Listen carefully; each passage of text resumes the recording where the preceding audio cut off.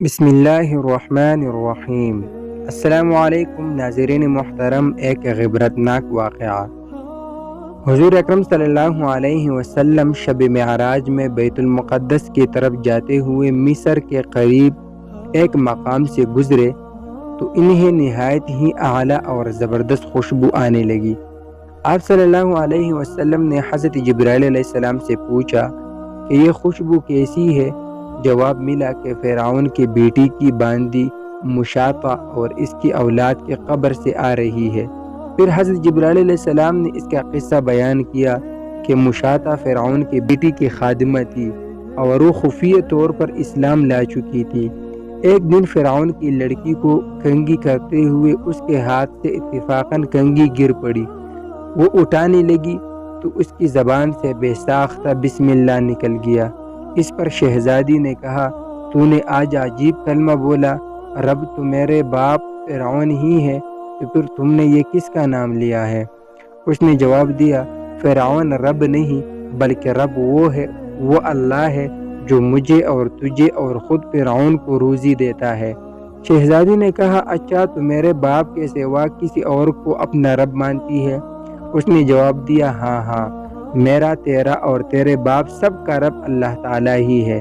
شہزادی نے اپنے باپ سے کہلوایا، وہ سخت غضبناک ہوا اور اسی وقت سے برسر دربار بلوا بھیجا اور کہا، کیا تو میرے سوا کسی اور کو اپنا رب مانتی ہے؟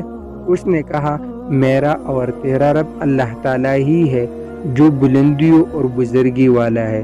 فرعون نے اسی وقت حکم دیا کہ تانبے کی جو گائے بنی ہوئی ہے اس کو خوب تپایا جائے اور جب بالکل آگ جیسی ہو جائے تو اس کے بچوں کو ایک ایک کر کے اس میں ڈال دیا جائے، آخر میں خود اسے بھی اسی میں ڈال دیا جائے۔ چنانچہ وہ گرم کی گئی، جب آگ جیسی ہو گئی تو حکم دیا، اس کے بچوں کو ایک ایک کر کے اس میں ڈالنا شروع کر دو۔ اس نے کہا، بادشاہ ایک درخواست میری منظور کرو، وہ یہ کہ میری اور میرے ان بچوں کی ہڈیاں ایک ہی جگہ ڈال دینا۔ اس نے کہا، اچھا تیرے کچھ حقوق ہمارے ذمے ہیں اس لیے یہ منظور ہے۔ اس کی دونوں بچیاں اس کی آنکھوں کے سامنے اس میں ڈال دیے گئے ہیں اور وہ فوراً جل کر راکھ ہو گئی۔ پھر سب سے چھوٹے کی باری آئی جو ماں کی چھاتی سے لگا ہوا دودھ پی رہا تھا۔ فرعون کے سپاہیوں نے اسے گھسیٹا تو اس نیک بندی کی آنکھوں تلے اندھیرا چھا گیا۔ اللہ تعالیٰ نے اس بچے کو اسی وقت زبان دے دی اور اس نے بآواز بلند کہا، اماں جان افسوس نہ کر، اماں جان ذرا بھی پس و پیش نہ کرو، حق پر جان دینا ہی سب سے بڑی نیکی ہے۔ چنانچہ انہیں صبر آ گیا، اس بچے کو بھی آگ میں ڈال دیا گیا اور آخر میں ان کی ماں کو بھی اسی آگ میں جلا کر مار دیا۔ یہ خوشبو کی مہک جنتی محل سے آ رہی ہے۔ سبحان اللہ العظیم۔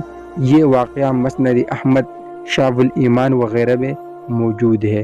مؤدبانہ گزارش، ہمارا ہدف آپ کو بہترین اسلامی، معاشرتی، تاریخی، معلوماتی، اصلاحی تحریریں پیش کرنا ہے جس میں آپ کا ایک شیئر بہت بڑا کردار بطور صدقہ جاریہ بن کر ثواب دارین کا باعث بن سکتا ہے۔